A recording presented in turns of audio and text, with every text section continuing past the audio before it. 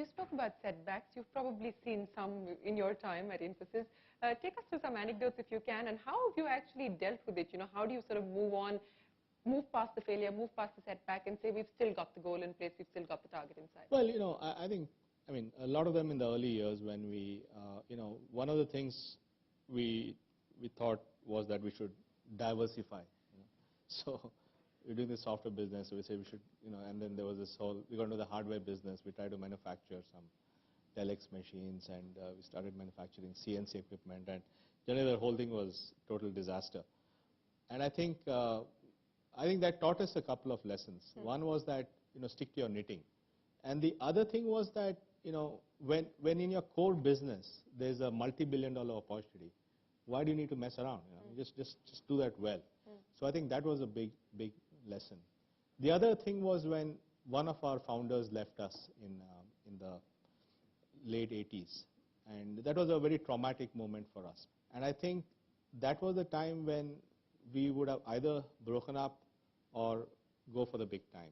And, and I think Murthy played a big role in saying that we'll go for it. And I think once we dedicated us, once we said at that point that we're going to go for the big time, then there was no looking back. So was there a plan B? No plan B. There was no plan B. So if you had split up, everybody would have gone their own way? No. We actually had this mind game.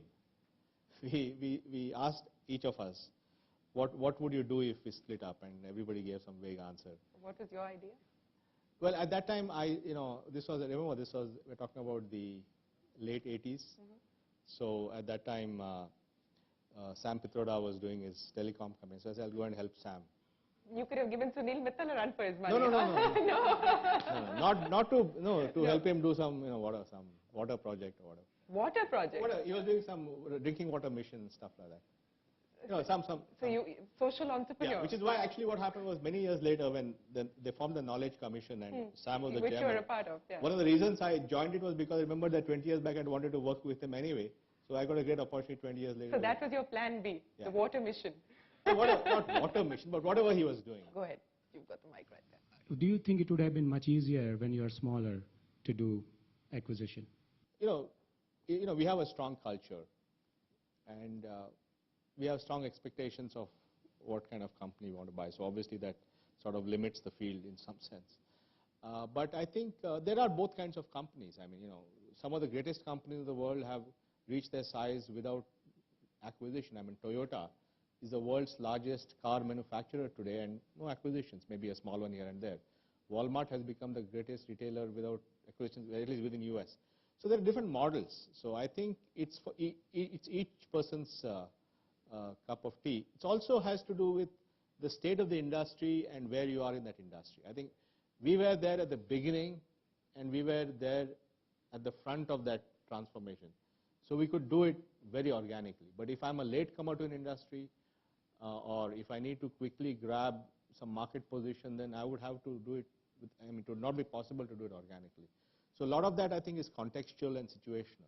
But you never got caught up in the frenzy while everybody was going and doing those multi-million-dollar deals. Was there never a point when you thought that maybe this should be something that Infosys should do as well? No. Acquisition is a means to an end. It's not an end in itself. No, it's not. So that we come on CNBC headlines. We'd like you to. If it meets a strategic intent, yes. Otherwise, no. Okay. I've got a question related to information overload. I'm sure you're hit with a lot of changes, right? Changes in political environment, changes in technologies, changes in companies that get merged or bought out. So how do you manage this huge flow of information that's probably going on your desk every day? I have a mental model of the world. And so I can then fit a fact into that model. So that way I'm able to take a fact and either put in the model or throw it out. So that's how I prevent the... So what is this mental model? Share it with us, Nandan. Come on, share it with us. It's very simple. What is business? Business is about customers, selling them product service with people, with money. So every business can ultimately be translated into that model. So I do that. And then life becomes much simpler. And how nimble-footed have you been, to deal with these changes? Because that's, again, one of the characteristics of entrepreneurial companies is their ability to adapt really, really quickly. Well, I don't want to give the impression that we do everything well. So I'm sure we have messed up. What have you done badly? Where did you mess up? Come on. Quite often, I think. Really? Yeah. Give us examples. No, I think in 2001 we didn't read it fast enough. I think we should have seen the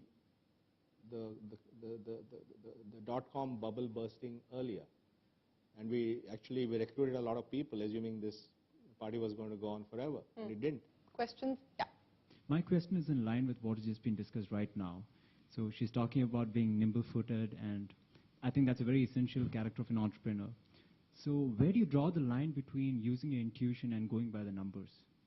I mean, clearly there's a big role for numbers, right?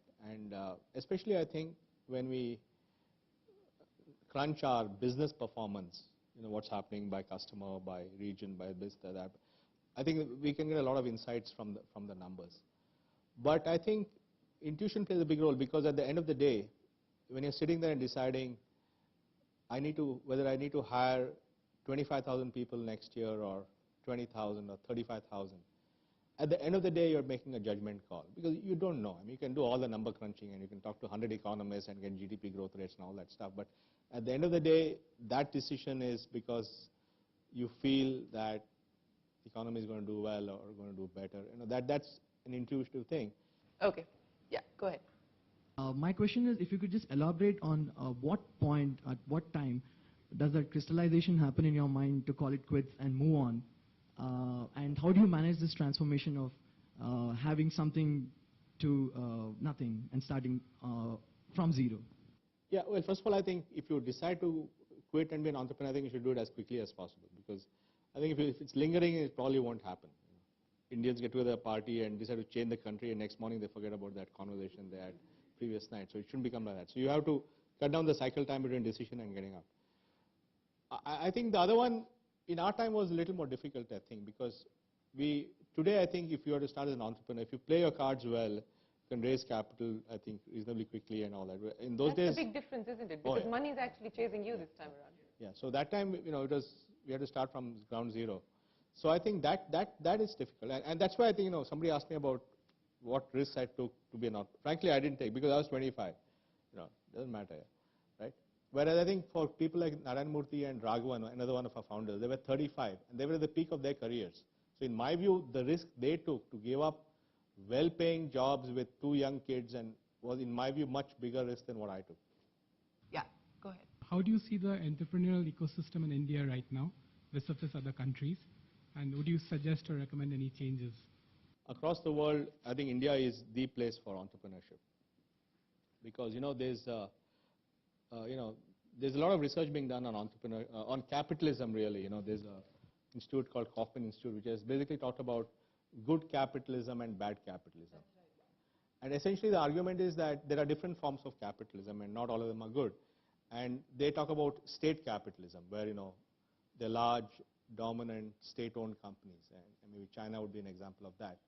Or they talk of what I call as oligarchic capitalism, where there are few guys who own all the resources. Russia is an example of that.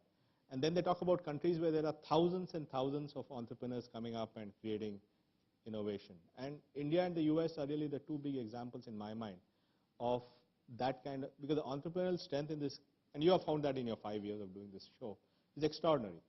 So I think that's there. And frankly, every farmer in India is an entrepreneur. The guy actually has more difficult time than we have, because it's going to rain, who's going to buy his stuff, whether there's going to be weeds, all that. So I think, so there's a whole host of things to improve that ecosystem. How to make the starting of businesses easier, how to get capital to them, how do we create a market for liquidity, how do we create entrepreneurial support systems. So there's a whole host of things. But I genuinely believe that this is the golden age of entrepreneurship. What do you think is the single biggest challenge facing an Indian entrepreneur at this point in time? I think that he has to do things that in a more efficient and smoother environment he doesn't have to work.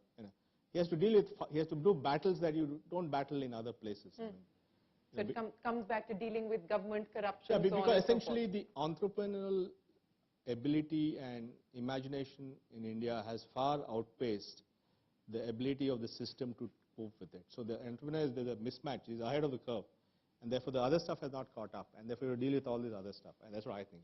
What do you guys think? They are closer to the ground, actually. Okay, yeah. I sit in my office and 90,000 people are... I had a quick follow-up question, which was, is there any structured way you want to pass on your lessons of entrepreneurship to the next generation? Is there, like a lecture circuit or a book or anything like that within you? There is a book, isn't there? Yeah, but it's not entrepreneurship. But one of the things we have, my colleague Shibulal is working with CII, is actually that, we have created a sort of support group of that time, where existing companies mentor and role model other companies on specific business skills. What is the book about? The book is called Imagining India. Okay. And it's basically tracing India through the evolution of ideas. Because I'm making the point that when ideas change that's only when this country changes. Because everybody's so argumentative, you have to get them to convince them only, it takes a lot of time. Once they're convinced, it happens. So it divides the book into 4 kinds of ideas. Ideas that brought us here, ideas that we've agreed upon but yet to implement, ideas we argue about, and ideas we need to anticipate about the future. Go ahead, you've got a mic. My question was, how did you think about competition, particularly when you were much smaller and competition is bigger, stronger, better, so on and so forth? So did you allow it to drive your strategy a lot? Did you not think too much about it? How did you deal with? Well, while it's bigger, stronger and all that, it's also slower, more unimaginative and bureaucratic and sluggish. So there's always ways to figure out to get around that. How do you manage the personal transformation from being an entrepreneur where you're a jack of all trades to somebody as a professional manager, $5 billion company, which is public and you're up in the public eye? How do you manage that transition? I think the key to that question is constantly sitting back and introspecting about what your role and value add at that juncture is. In other words, my role and value add when the company is 10 crores is completely different from when it is 20,000 crores. And therefore, at every point of this inflection that we talked about is actually saying, how do I add value now? What's my job in life? Give us examples of how you did it. No, I mean, as you said, in the old days, we all sat in one room and, sort of bumped into each other as we walked around kind of thing. So then we realized when we got into that phase of scaling up public issue and all that, we said this model is not going to work anymore. So we need to have a plan. We need to have budgets. We need to have professional managers. Each of us was a finance guy, HR guy, everything. We had to get experts on all those fields. And then we realized that to have that, you needed to have an org structure. You needed to have accountability. You needed to define roles. You had to define decision parameters. So you learned all that. Then when you go public, you realize a whole new set of issues. You deal with the investor community. You deal with the media. You come and ask some question about this, that, and the other. To make sure you don't give some... Don't make us sound like we nag you all the time and then you have to hassle make you sure all the that we time. don't, blurt out something and it becomes some headline somewhere. So to keep an eye on You that. have never blurted anything out, Nandan. Yeah, I mean, keep practicing not to make sure. So there's the whole media handling. Then as you grow bigger, to worry about branding. What do you do on branding side? That's a new role in life. Then you have to think about government response, because you become bigger, then you become visible to government. So then you have to make sure So as you move, you find new things that you have to worry about. So you have to constantly say, okay, what do I shed from what I did? It's like this chrysalis kind of thing. What do I shed from my old activities? What are the new things I have to put on? So what have you shed currently in your current avatar? I'm very clearly now looking at longer term kind of things. And that means really not being involved with the executive responsibility of running the company. Is that hard to do those? No, No? Really? Not for me. Maybe some people, not for me.